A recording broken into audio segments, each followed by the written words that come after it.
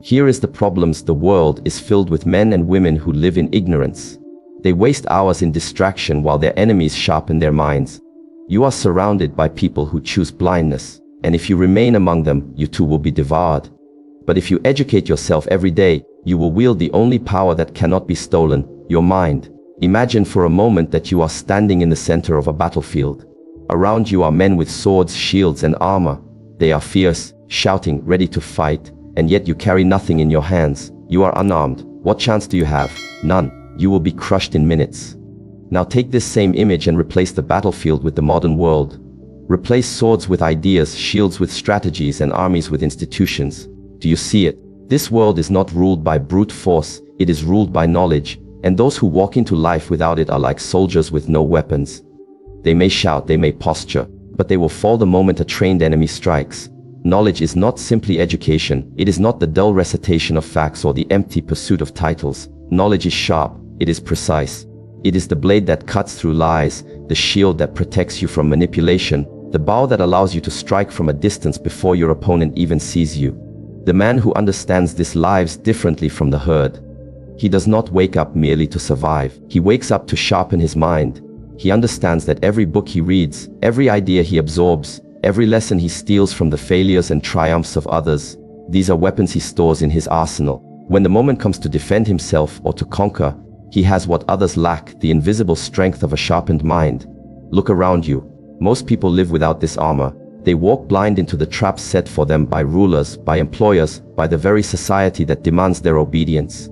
They think they are free, yet their ignorance chains them. They are like prisoners who decorate their cell walls, proud of their comfort, unaware that the door will never open for them. Why? Because they have no weapon with which to break it down. Now imagine a man who educates himself every day.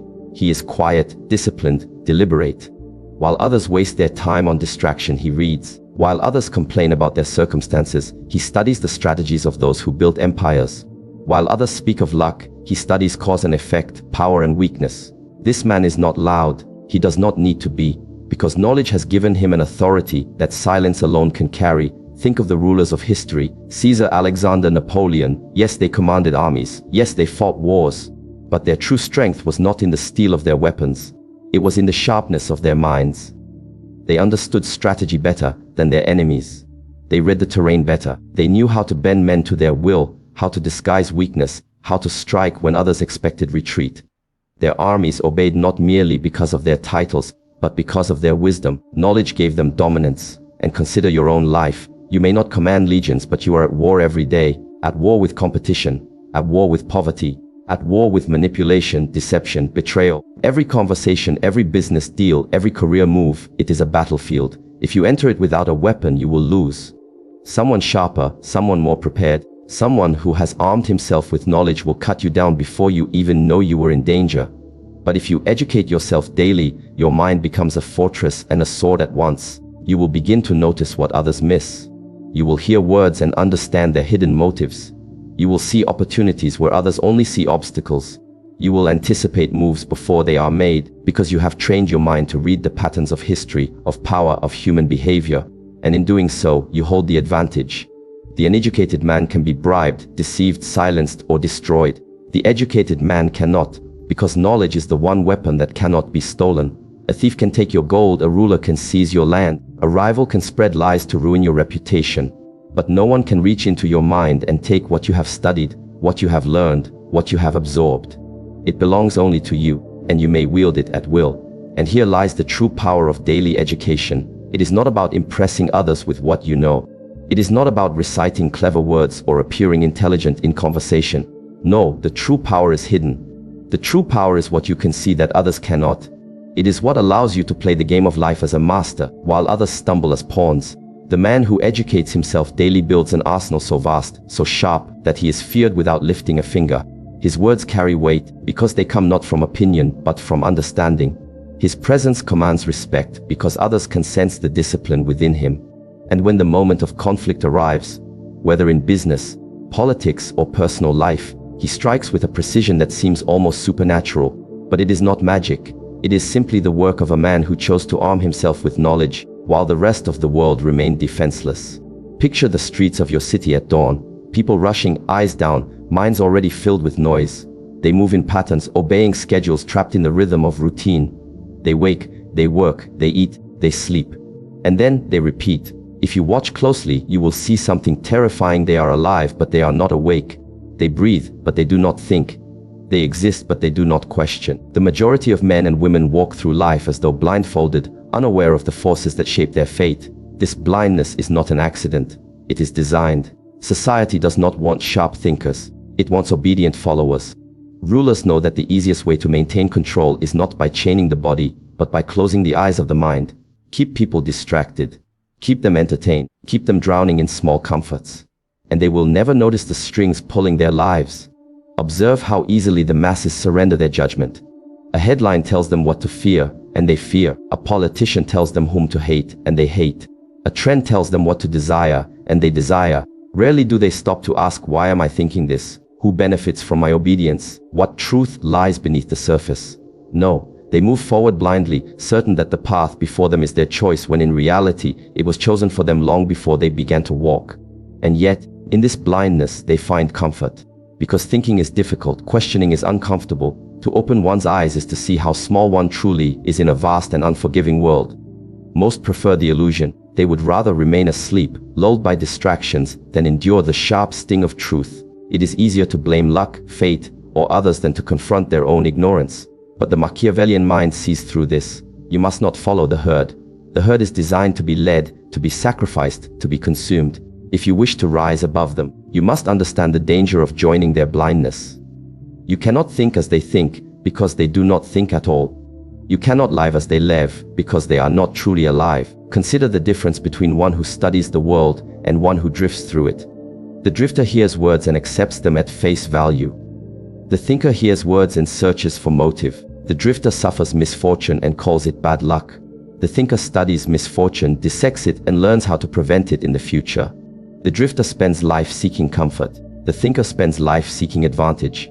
And in the end, it is the thinker who rules over the blind. The masses worship appearances. They believe what they see without asking what lies behind the curtain. They believe power is strength of muscle, wealth of gold, charm of tongue. But you must learn that appearances are often illusions, crafted to deceive the blind. A weak man can appear strong if he controls perception. A poor man can appear rich if he controls attention. A foolish man can appear wise if he controls the narrative. The herd sees the mask and believes it is the face. The enlightened see the mask and recognize the hand that holds it. This blindness of the majority is your greatest opportunity, because when most of the world is unthinking, the one who thinks gains an advantage so vast it seems almost unfair. You do not need to be perfect. You only need to be aware while others are asleep. You only need to question when others obey. You only need to open your eyes while others remain blind. And suddenly you stand taller, stronger, and freer than the rest. Understand this truth. Ignorance is a weapon used against the masses, and they willingly surrender themselves to it. They seek distraction more than wisdom. They chase pleasure more than truth. They fill their minds with noise, leaving no space for thought. And so they become easy prey. Consumers, workers, followers, never rulers. They laugh at study, mock discipline, and despise the difficult path. But these very things are what separate the powerful from the powerless. When you walk among the blind, you must guard your vision. For the blind despise the man who sees. They will call you strange, arrogant, ruthless. They will urge you to close your eyes to join them in their comfortable darkness. Do not fall into their trap. Their blindness is their chain. Your sight is your weapon. The herd does not even realize how predictable it is. They repeat the same mistakes, fall into the same traps, obey the same lies. The patterns are so clear that once you begin to study them, you can anticipate their every move. You will know what they will desire, what they will fear, what they will follow. And with this knowledge, you may guide them like sheep, while they believe they are choosing their own path. The majority lives blindly, and because of this, they remain weak, easily swayed, easily conquered. They do not rule themselves, so they can never rule others. Their blindness is your opportunity, if only you refuse to share it. When you open a book, you may believe you are merely turning pages, reading words, filling your mind with knowledge. But if you look closer, you will realize you are committing an act far more dangerous. Reading is not a passive exercise. It is espionage. It is the art of infiltrating the minds of the greatest rulers, thinkers, and strategists of history, stealing their secrets and using them for yourself. Consider this: the powerful rarely speak openly. Kings conceal their intentions, generals disguise their strategies, philosophers veil their truths in riddles. But when their thoughts are captured in writing, when their reflections are preserved in books, the mask slips. The dead cannot defend their secrets. Their victories, their failures, their schemes, all are laid bare for anyone daring enough to read. And by reading, you spy on them, you observe their counsels, you enter their private chambers of thought without ever being invited. Imagine listening to Julius Caesar as he recounts his campaigns, not to the Senate, not to his soldiers, but to himself. Imagine hearing Machiavelli whisper his observations about rulers, not in public speeches, but in the quiet of his study where his words carried no fear of consequence. Imagine entering the mind of Sun Tzu, Napoleon, Marcus Aurelius, and learning not just what they did, but how they thought. This is the privilege of reading. It is the one way to converse with the dead, to learn from them as though they were alive, to arm yourself with their wisdom without ever having to serve under them or risk the cost of their mistakes. And here lies the Machiavellian truth: if you do not read, you are condemned to fight the battles of life with only your own limited experiences. You will stumble into traps that others have already escaped, suffer wounds that others have already described, and repeat errors that wiser men documented centuries ago. Why bleed unnecessarily when another man has already bled and left behind the map of where not to step? Most men believe knowledge comes only from living, from direct experience. They are wrong. Life is too short, too brutal, too unforgiving to rely only on your own trial and error. By the time you have learned enough, it may already be too late. But through books, you may live 1,000 lives in one. You may witness the rise and fall of empires, the betrayals of courts, the cunning of rivals, the weaknesses of enemies, all without ever lifting a sword or paying the price of failure. This is the true advantage. Reading allows you to spy on centuries of human struggle, and in doing so, you step into the present armed with foresight that others lack. Think of the man who refuses to read. He is blind to the minds of the great. His world is small, limited only to what he personally encounters. He knows only the tricks of his neighbors, the habits of his peers, the stories of his time. But the man who reads sees beyond his age. He knows how empires crumble because he has read of Rome. He knows how revolutions ignite because he has studied France. He knows how rulers rise because he has walked alongside them in their memoirs. This man is dangerous because he carries the accumulated intelligence of centuries while appearing to be just one ordinary person. And yet the herd mocks reading. They say it is boring, unnecessary, outdated. They would rather consume distractions designed to keep them entertained and ignorant. They choose blindness over vision, weakness over strength. They do not realize that while they waste their hours, others are in the shadows, spying on the greatest minds of history, arming themselves for the future. And when the decisive moment comes, the reader acts with wisdom the blind cannot understand. There is also another truth. Reading not only gives you knowledge, it gives you disguise. When you speak with the wisdom of men long dead, the masses will not know the source of your power. They will believe you to be naturally gifted, exceptionally intelligent, chosen by fortune. They will not see that you have simply stolen from the past what they ignored. You become like a spy who has stolen the enemy's plans and now uses them to command victory. The world sees only the results, never the theft. The Machiavellian mind understands this advantage. To read is to commit a quiet rebellion against ignorance. It is to pierce the veil of time and rob the dead of their wisdom. It is to sit in secret councils of kings without being noticed, to hear their private thoughts without permission, to learn their strengths and their fatal weaknesses, and then to return to your own time with this stolen treasure hidden in your mind. So when you open a book, do not think of it as leisure, think of it as infiltration. You are entering a fortress that guards the secrets of power. Every page you turn is a door unlocked. Every paragraph you read is another piece of intelligence acquired. And with each book finished, you walk away with weapons sharper than any sword, strategies stronger than any shield, and insights deeper than any speech. This is why reading must be daily. For the world changes, and your enemies sharpen their weapons constantly. If you stop, if you neglect this espionage, you will fall behind. The powerful are always learning, always hiding, always evolving. To keep pace, you must be relentless. Reading is not a hobby. It is survival. It is how you stay ahead, how you remain untouchable, how you see what others cannot see. A man may be strong, clever, even ruthless, but if he cannot adapt, he will eventually be broken. The world does not stand still. It changes, it shifts, it bends, and it does not care whether you are ready or not.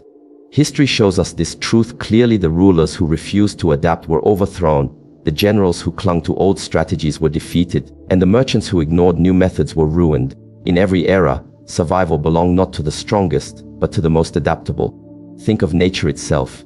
The lion is feared for its strength.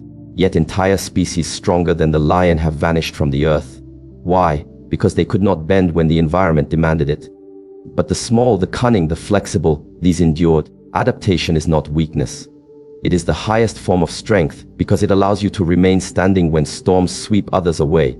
The man who educates himself daily understands this principle. Each lesson he learns, each idea he studies, each strategy he absorbs becomes a weapon of adaptation. When the world shifts beneath his feet, he does not panic like the blind majority. He adjusts. When the old ways collapse, he does not cling to them with desperation. He evolves. This is the difference between the man who survives and the man who becomes a victim of history. Look at the kingdoms of the past. Rome dominated the world not only because of its armies, but because of its ability to adapt. They stole strategies from their enemies, incorporated foreign gods, absorbed the knowledge of conquered peoples, and made it their own. While other civilizations clung stubbornly to their traditions, Rome grew stronger by learning from everyone it encountered. And when individuals within Rome stopped adapting, when they clung to comfort and luxury instead of discipline and innovation, decline began. The principle is clear: those who adapt rise, those who refuse fall. In your own life, you face the same law. You may think you are safe because you have a job, a skill, or a position, but the world shifts daily. Industries collapse, new technologies rise, alliances change, and opportunities vanish. If you rely only on what you know today, you will soon be irrelevant. The man who refuses to learn will watch his value decay until he becomes disposable. But the man who studies, who adjusts, who anticipates change before others see it, this man not only survives, he dominates. Observe how most people respond to change. They resist it, they complain, they fear, they long for the comfort of what is familiar. They curse the new because they cannot understand it. And in doing so, they expose themselves to destruction. The Machiavellian mind, however, does the opposite. He welcomes change as an opportunity. He does not ask, "How can I stop this?" He asks, "How can I use this?" He does not mourn the death of old ways. He celebrates the birth of new advantages. Adaptation also means learning how to disguise yourself. Sometimes, survival requires showing a different face to the world. In one moment, you must appear humble, in another confident, in another ruthless. Those who are rigid in their identity become predictable, and predictable men are easy to control. But the adaptable man is like water. He takes the shape of whatever container he is poured into, yet he never loses his essence. He bends without breaking, he adjusts without surrendering. And because of this, no one can ever truly corner him. Think of the battlefield. A general who refuses to change his strategy is doomed. His enemy will study him, anticipate him, and strike him down. But the general who adapts, who shifts his formations, who deceives his opponent by moving like the wind, this general becomes unstoppable. Life is no different. Your enemies, your rivals, your competitors are always watching. If you remain fixed in your ways, they will learn how to defeat you. If you adapt constantly, they will never know where to strike. But adaptation does not come from laziness. It requires preparation. You cannot adapt to what you do not understand. This is why daily education is so vital. Every new idea you learn, every perspective you study, every skill you develop, these become tools you can draw upon when the world demands change. The man who refuses to learn is trapped, because when change comes, he has nothing to draw from. But the educated man has built an arsenal of possibilities, and when others freeze, he acts with speed and precision. Adaptation is survival, but it is also power. The man who adapts is not merely surviving, he is shaping the future. Because when you adapt faster than others, you do not just respond to change, you control it. You position yourself ahead of the masses, and by the time they catch up, you have already claimed the advantage. They are stuck fighting yesterday's battles, while you are preparing for tomorrow's victories. And here lies the harsh reality. Those who cannot adapt will be ruled by those who can. The stubborn will always serve the flexible. The rigid will always obey the fluid. The blind will always follow the one who sees change before it happens. To endure in a world that devours the weak, you must become the one who bends without breaking, the one who shifts without losing direction, the one who adapts so completely that no force can ever hold him down. Power is never seized by strength alone. It is maintained by appearances. A ruler, a leader, even an ambitious man in the smallest circle of influence, cannot reveal every truth of his heart. To survive and to rise, you must learn the art of appearing wise, even when your intentions are ruthless. The world is filled with men who judge only by what they see. They rarely look deeper, and this weakness allows you to cloak your true nature under the mask of wisdom. Consider how people behave in the presence of one they believe to be wise. They trust him. They listen. They follow without resistance. They assume his decisions are just, his words honest, his actions moral. Yet behind this mask he may be plotting, calculating, moving pieces across the board with no concern for morality, only for advantage. This is the essence of Machiavellian strategy. Do not allow the world to see your claws until the moment you strike. Until then, show them only the calm, measured face of wisdom. History is filled with rulers who understood this. They smiled while they schemed. They gave speeches of virtue while plotting acts of betrayal. They spoke of peace while preparing for war. Their people saw only what was placed before them, a wise ruler, a just king, a man of vision. And yet behind the mask, their true purpose was survival, expansion, domination. Had they revealed this openly, they would have been hated, feared, resisted. But by cloaking ruthlessness in wisdom, they gained obedience without struggle. You must understand that men are not guided by truth, but by perception. They do not follow the one who is most honest, but the one who appears most honorable. They do not obey the one who is most moral, but the one who projects stability, reason, and strength. If you appear wise, you gain loyalty. If you appear ruthless, you invite rebellion. The art is to combine the two, be ruthless in action, but wise in appearance. Think of it as playing two games at once.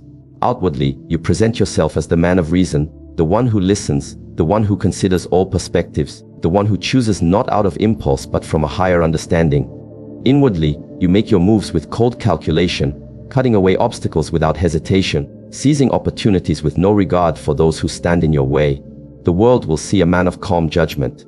Only you will know how sharp your blade truly is. This principle is especially powerful in daily life. In business, the man who appears too aggressive is resisted, but the man who appears thoughtful is welcomed, even if his ambition is greater than all. In politics, the leader who appears virtuous is admired, even if his heart is full of deception.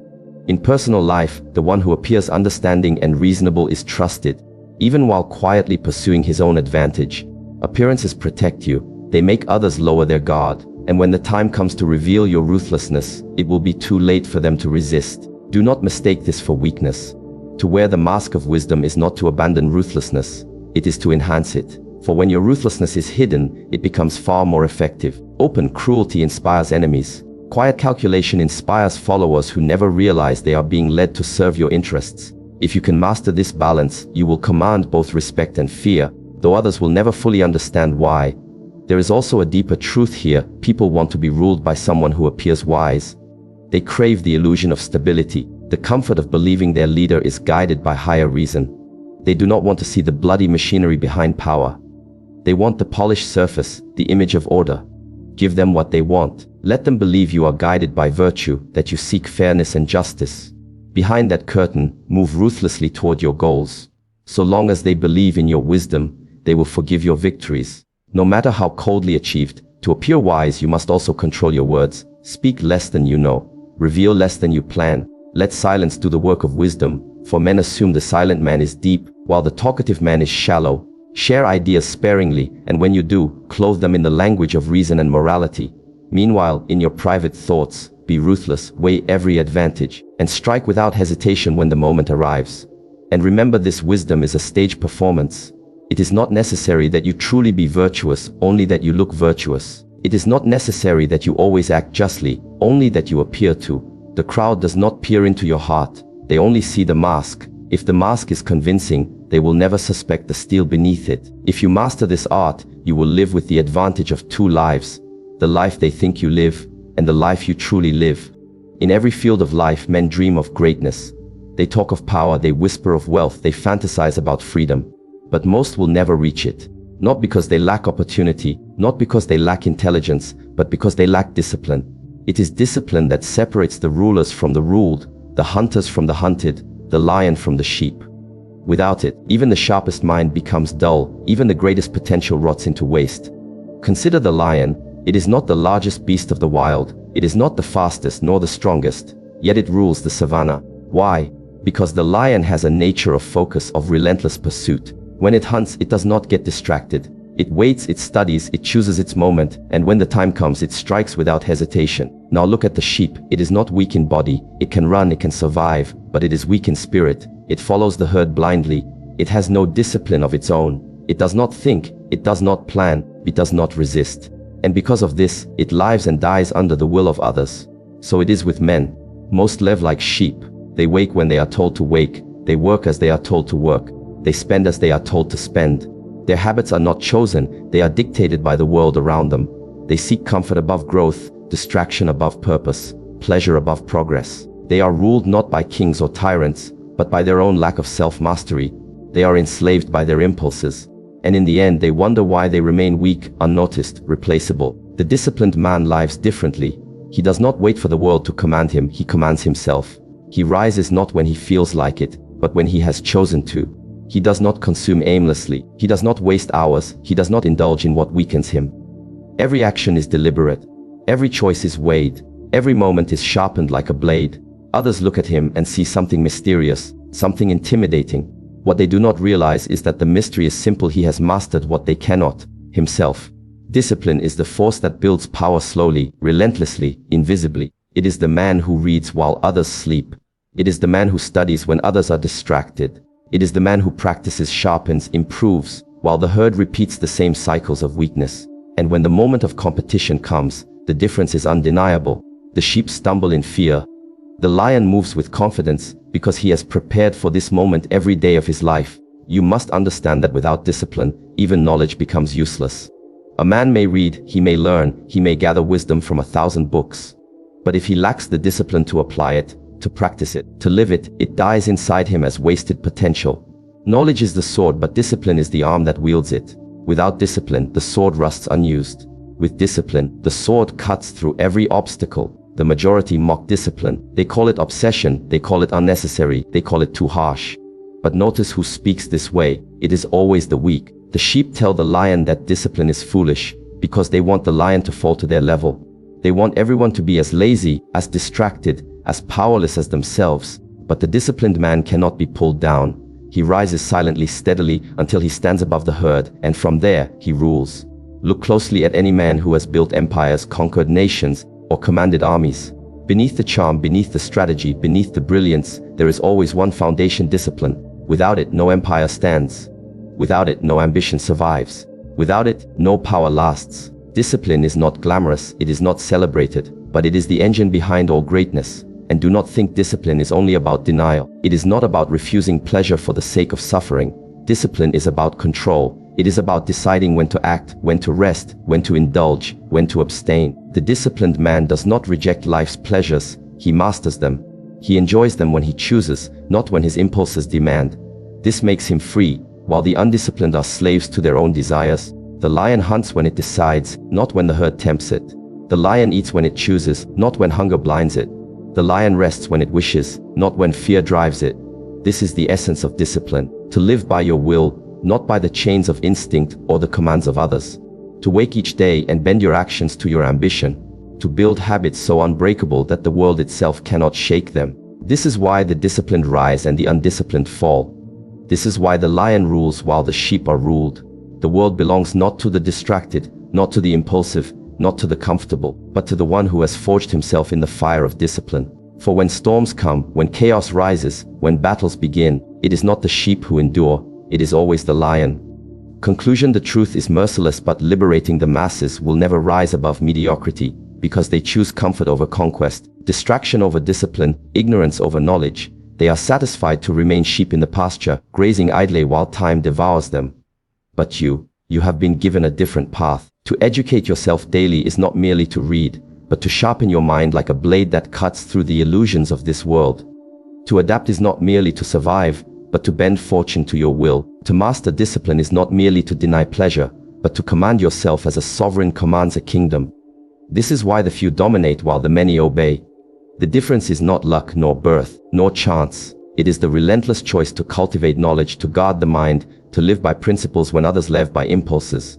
You must understand, the man who trains his intellect daily is already a step ahead. The man who acts with purpose while others hesitate becomes untouchable. The man who controls himself cannot be controlled by anyone else. And in this, you find the essence of the Machiavellian principle: do what others will not, and you will gain what others cannot. Where they waste their hours, you will sharpen yours. Where they chase illusions, you will build foundations. Where they bow to circumstance, you will stand as master. In the end, greatness does not fall from the heavens. It is forged, day by day, choice by choice, action by action. The world does not reward the dreamer, nor the complainer, nor the distracted. It rewards the one who has made himself strong enough to command it. So the question is no longer whether you can rise above 99% of people. The question is whether you are willing to pay the price: relentless education, ruthless self-mastery, unshakable discipline. If you are, then the world is yours. If you are not, then you will remain among the herd, watched, commanded, and forgotten.